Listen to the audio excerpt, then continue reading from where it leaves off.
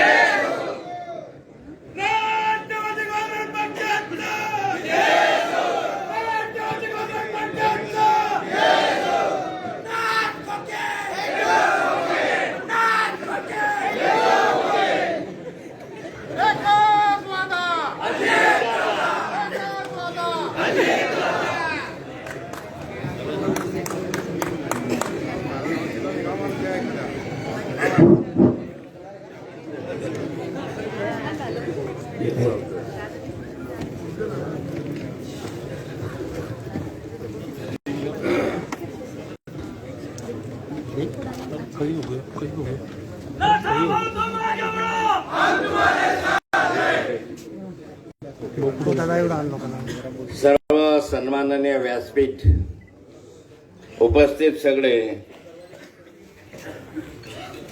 कार्यकर्ते, बंधू भगिनी, पत्रकार मित्रांनो, सर्वप्रथम आपल्या सर्वांच्या वतीने मी माननीय अजितदादांचं या जळगाव जिल्ह्यामध्ये स्वागत करतो.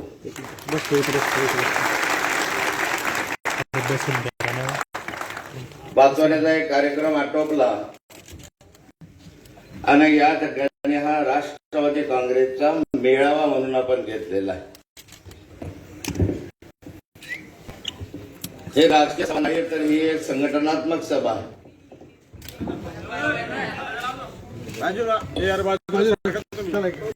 भावी कालखंडामध्ये येणाऱ्या निवडणुका, आताची संघटनात्मक स्थिती, मागच्या कालखंडामध्ये होत असलेल्या निवडणुकांचा परिणाम, झालेल्या त्या निवडणुकांचा परिणाम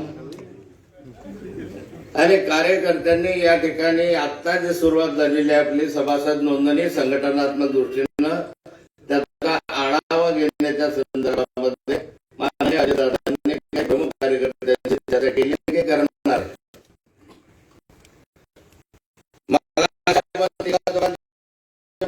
या ठिकाणी ऐकलं आणि सुरू या ठिकाणी होता की जळगाव जिल्ह्यामध्ये अगदी अलीकडच्या काळामध्ये ज्या राजकीय घडामोडी घडल्या, जे काही आपल्यामध्ये शिवसेनेचे 5 सदस्य, 5 नव्हते, 4च होते खरं, 5 आपण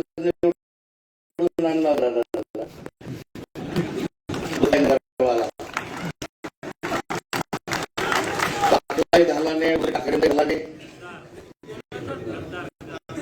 आणि तिसऱ्या आणि आपण त्यांचाही होणार नाही. काय गरज पडते.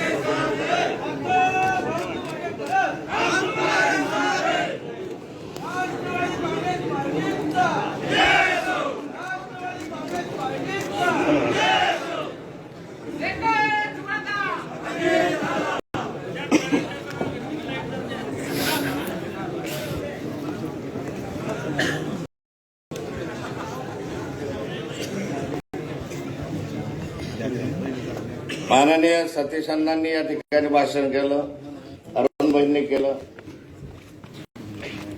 रवींद्र भैयांनी आपल्या भाषणामध्ये पक्षाची आजची स्थिती काय आहे सांगण्याचा प्रयत्न केला. पक्षाचा विस्तार झाला पाहिजे, पक्ष वाढला पाहिजे आणि वाढत असताना पक्षाला निवडणुकांमध्ये यश मिळालं पाहिजे. शेवटी आपल्याला अनेक सूचना सतीश अण्णांनी केल्या. त्यांनी फार पूर्वीपासून या जिल्ह्याचं अध्यक्षपद केलेलं आहे. त्यांच्या कालखंडामध्ये सुगीचे दिवस राष्ट्रवादी काँग्रेसला या ठिकाणी आलेले होते आणि नंतरच्या कालखंडामध्ये असं काय घडलं की 5 आमदारांवर तुम्ही 1 आमदारावर आलात. असं काय घडलं की संघटनात्मक दृष्टीने आपण कुठेतरी मागे पडतोय. जिल्हा परिषदा पंचायत समित्यांवर वर्चस्व असतं ते कधी कमी पडलं. तर याचं प्रमुख कारण म्हणजे की गाव पातळीवरची संघटना विस्कळीत झाली आणि आता आपल्याला जर निवडणुका जिंकायच्या असतील तर गाव पातळीपर्यंतची संघटनाही मजबूत केली पाहिजे. जोपर्यंत गाव पातळीपासून तर जिल्हा पातळीपर्यंत संघटना मजबूत होत नाही तोपर्यंत कोणतीही निवडणूक जिंकणं हे अवघड जातं, कठीण जातं. या ठिकाणी संघटना मजबूत करणं म्हणजे काय. आता सतीश अण्णांनी सांगितलं या ठिकाणी की सभासद नोंदणीच्या संदर्भात मध्ये संघटनेच्या असेल. मी भैयासाहेबांना विचारत होतो की किती पुस्तकं तुम्ही जिल्ह्यामध्ये दिलेत सभासदांचे आणि किती पुस्तकं तुमच्याकडे परत आली. पुस्तकं किती गेले? 5,000. परत किती आले? 1,000. हा आपल्याकडचा आकडा. 5,000 पुस्तकं आपण 4 महिन्यापूर्वी दिले आणि 1,000 पुस्तकं आपल्याकडे आले. 1,000 पुस्तकं गुणीला 10 म्हणजे 10,000 सदस्य. मग 4 महिन्यामध्ये जर आपण फक्त 10,000 सदस्य करू शकलो तर मग त्या मतदारसंघामध्ये तुम्हाला 1,00,000 मतं मिळवायचे आहे, 90,000 मतं मिळवायचे आहे कमीत कमी. जर सभासदच आपण वाढवू शकत नसाल तर त्या ठिकाणी बुथरचना कशी होईल. जर सभासदच नसेल तर त्या ठिकाणी शहराचा अध्यक्ष तालुक्याचा अध्यक्षाची निवडणूक कशी होईल. जर तालुका अध्यक्ष झाले नाही तर जिल्ह्याचे अध्यक्ष कसे होतील. का निवड वरून आले आणि तुम्ही झाले एवढ्या पुढचं मर्यादित राहील. मी पाहिलं की काही तालुक्यांमध्ये तर 0 पुस्तकं परत आले दादा, 1 सुद्धा नाही. मग तालुका अध्यक्ष आहे, मग तिथं माझी आमदार आहे, मग कुणी काय आहे. मला खरं बोलण्याचा अधिकार आहे की मी दादांना विचारतच बोलायचं की नाही बोलायचं. माझं उभं आयुष्य जे गेलं ते संघटनेमध्ये गेलेलं. तर मला असं वाटतं की राष्ट्रवादीचे 5 होते ते 1 वर का आले तर नाथाभाऊचं कारण आहे. नाथाभाऊ का कारण आहे तर त्या कालखंडात त्याने त्या ठिकाणी भाजपची संघटना अधिक मजबूत करण्याचा प्रयत्न केला. मग आता नाथाभाऊ इकडे आल्यानंतर माझी जबाबदारी आहे की राष्ट्रवादी काँग्रेसची संघटना अधिक मजबूत झाली पाहिजे. एकाच्या 5 करण्याची जबाबदारी हे आपल्यावर आलेली आहे. आणि या जळगाव जिल्ह्यातले महाराष्ट्र मला माहिती आहे. त्या जळगाव जिल्ह्यामध्ये कोणी खोके घेतले, कोणी ओके घेतले. काय झालंय याच्यापेक्षा महत्वाचं असं आहे की जळगाव जिल्हा वस्तुस्थितीवर आधारित मतदान करणार आहे, विकास कामांना प्राधान्य देणार आहे. या ठिकाणी पाहिलं तर जळगाव जिल्ह्याचं राजकारण जे चाललेलं होतं अलीकडच्या कालखंडामध्ये, 5 शिवसेनेचे लोक जर ते काँग्रेसमध्ये आपला उद्धवजींना सोडून तिकडे गेले, एकनाथ शिंदे साहेबांकडे आपले सारे सारे गेले. खरं महाराष्ट्रामध्ये हा पहिला जिल्हा असा आहे की ज्या ठिकाणी 5चे 5 शिवसेनेचे सगळेच्या सगळे 100% यश एकनाथ शिंदेला या ठिकाणी मिळालं.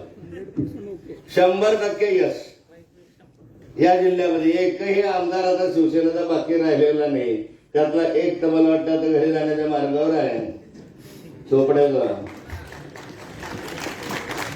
आणि आता चोपड्याची जागा खाली झाल्यावर पहिलं आव्हान हे राहणार आपल्या समोर की आता चोपड्याची जागा जिंकायची आहे. पहिला आव्हान राहणार की आपली जागा होते ना, ते राष्ट्रवादी काँग्रेसच्या 2nd नंबरला आपला उमेदवार होता ना. अरे सारं करत असताना संघटना मजबूत झाली पाहिजे. राजकारणाच्या विषयी बोलणाऱ्या त्यांच्यात आता मी त्याच्यावर भाष्य करणार नाही, परंतु सतीश अण्णांच्या काही बाबींचा उल्लेख मी वारंवार यासाठी करणार आहे की त्यांनी एक चांगल्या सूचना केल्या. पण कधी कधी असं वाटतं की सूचनांची सुरुवात स्वतःहून आपल्यापासून केली तर अधिक आनंद होतो. मी अनेक सभांना तुमचा नाही विषय घेत, नाथाभाऊपासून करतो किंवा आपण आपल्यापासून सुरुवात करूया. मी वारंवार सांगतो जिल्ह्याच्या बैठकांमध्ये की आम्ही रिकामे आहोत ना, आम्हाला बोलवाल तुम्ही. एवढे मोठे कार्यक्रम घेतात, एकमेकांना एका ठिकाणी बोलवत नाही, एकमेकांच्या सभांना राहत नाही, एकमेकांचे माझा फोटो का टाकला नाही, त्याचा फोटो का टाकला नाही, याच्यावर भानगडी चालत असते. तर संघटनेमध्ये जोर कसा येईल?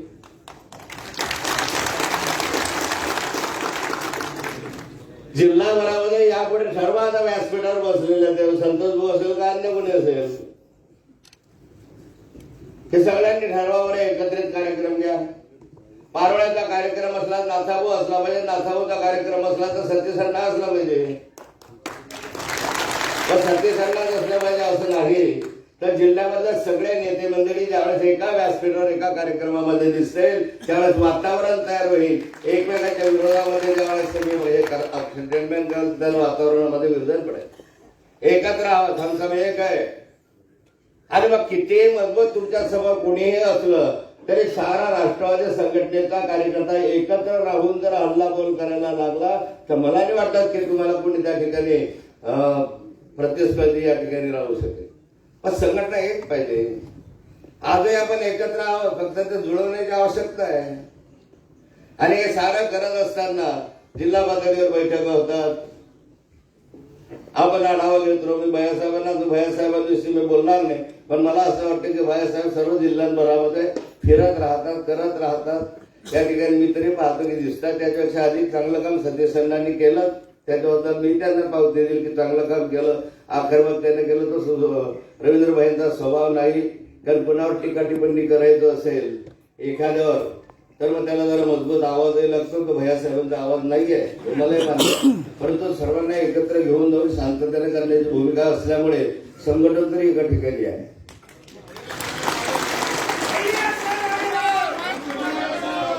संघटनेचा मालकच जर विषय असला तर बऱ्याच ठिकाणी संघटनेमध्ये त्याचे गट, नाथाभाऊचा गट वेगळा, नवीन आला आता, मग याचा गट वेगळा, हे असं जर झालं तर मग मागे कालखंडामध्ये आपल्याला फार भविष्य नाही. पण आता पुढच्या कालखंडामध्ये आव्हानं फार आहे. आपल्या नजरेसमोर म्हणता एवढं सोपं नाही आहे. जनता जरी आपल्या सोबत आज दिसत असली तरी जनतेला एकत्र करून जुळून आणणं आपल्या पाठीशी उभं करणं हे फार मोठं आव्हान आहे, चॅलेंज आहे. मध्ये नका बोलू पाहिजे, सूचनानंतर करा. मध्ये बोललं तर लिंक तुटून जाते. तुम्हाला बोलायचं तर बोला, आता ऐकून घेतो.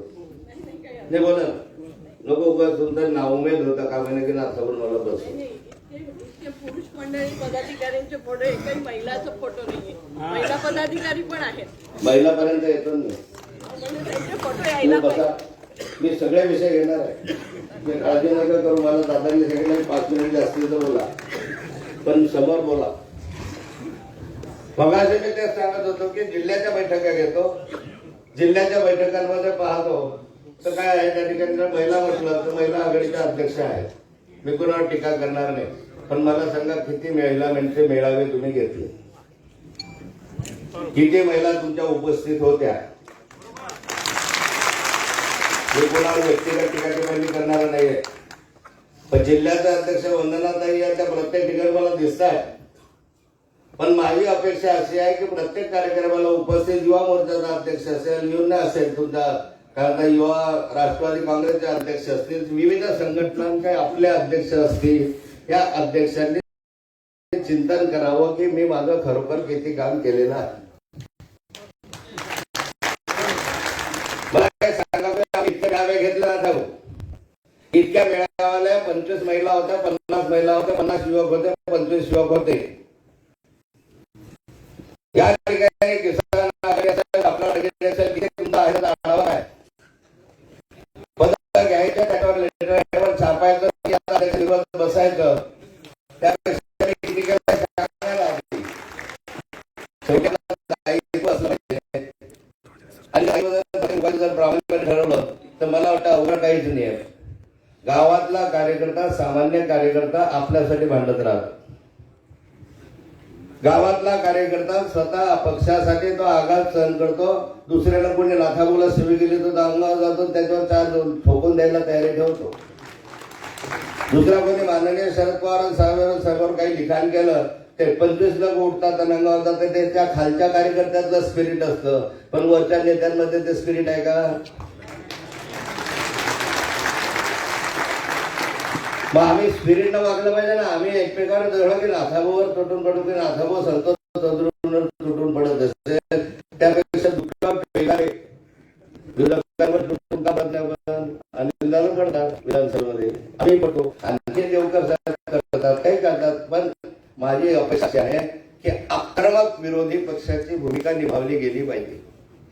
आपण आता सत्तेमध्ये नाही, या सत्तेमधले याच्यातलं डोक्यातनं बाहेर काढलं पाहिजे. आणि आता आपण आक्रमक विरोधी पक्ष आहे, नुसते ओके आणि खोके म्हणून वागणार नाही आहे. यांचं अपयश सांगता आलं पाहिजे, यांनी काय केलेलं ते सांगता आलं पाहिजे. आणि जे आहे तुमच्यावर विषय केवढे आहे, केंद्र सरकारपासून राज्य सरकारपर्यंत. कधी महागाईवर कोणी बोलतं का? कोणी कधी डिझेल आहे, पेट्रोल आहे, ऑइल आहे, याचे गॅसचे दर वाढले, कोणी काही बोलायला तयार नाही. शेतकऱ्याचा लंपी आहे आला, लंपी डिस्किन आला, स्किन डिसीज आला, शेकडो शेतकरी अहवाल झाले, एक मंत्री बोलायला तयार नाही. वादळाला गारपीट नुकसान झालं, कोणी बोलायला तयार नाही. पालकमंत्री नाही, पालकमंत्री नाही म्हणून खालच्या समित्याही नाही, समित्या नाही म्हणून मग त्या ठिकाणी काही नाही.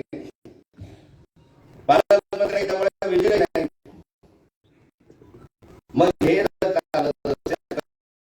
वेळ गेली, मुख्य राज्यमंत्री झालेले, पालकमंत्री झाले.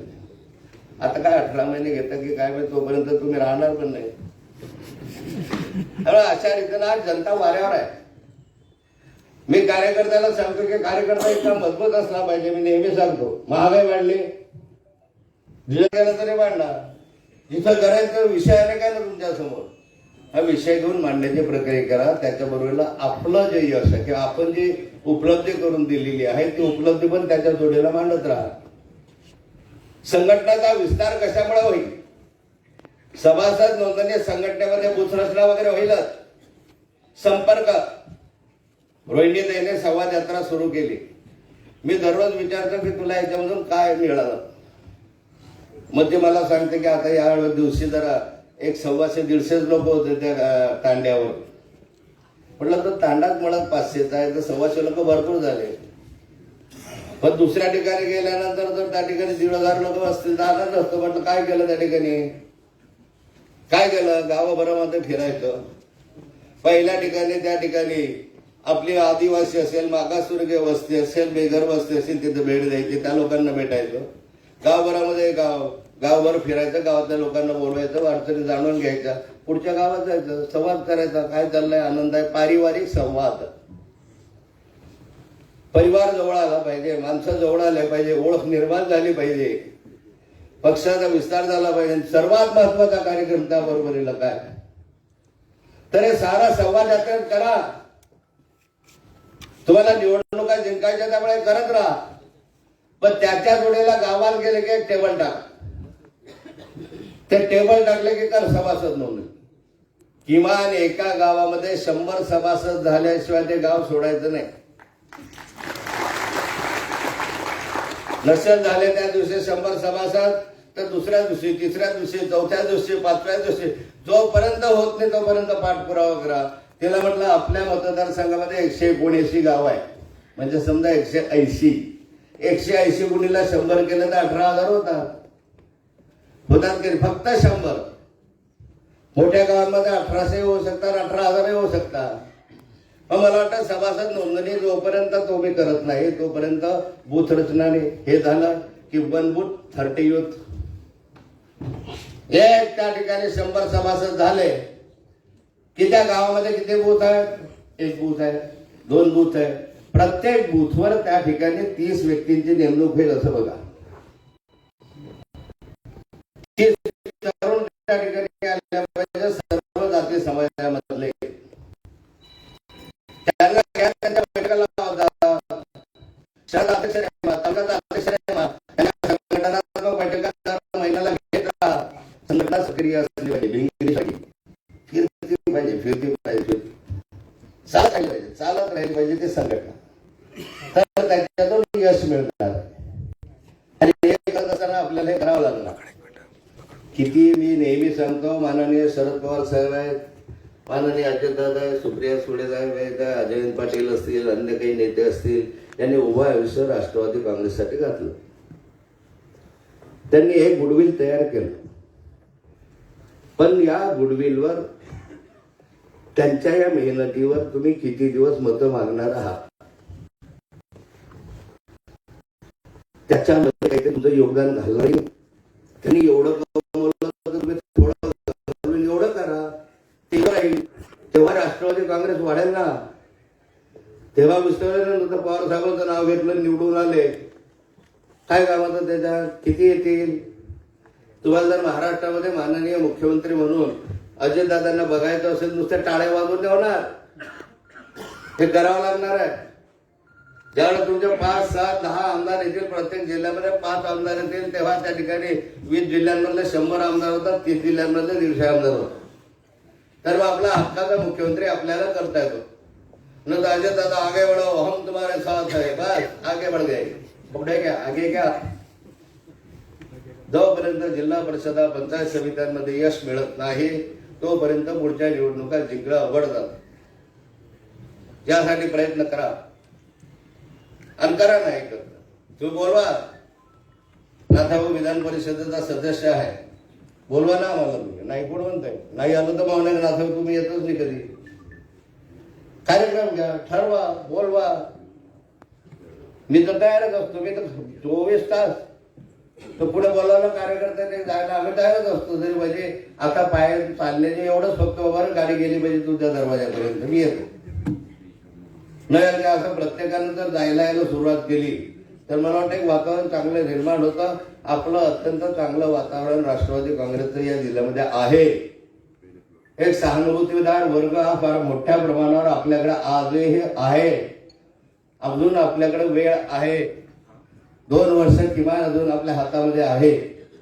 आणि 2 वर्ष किमान या कालखंडामध्ये जर आपण ठरवून कार्यक्रम ठरवलं तर मला वाटतं की या ठिकाणी सहजगत्या आपल्या आमदार वाढण्यामध्ये आपल्याला मदत होईल.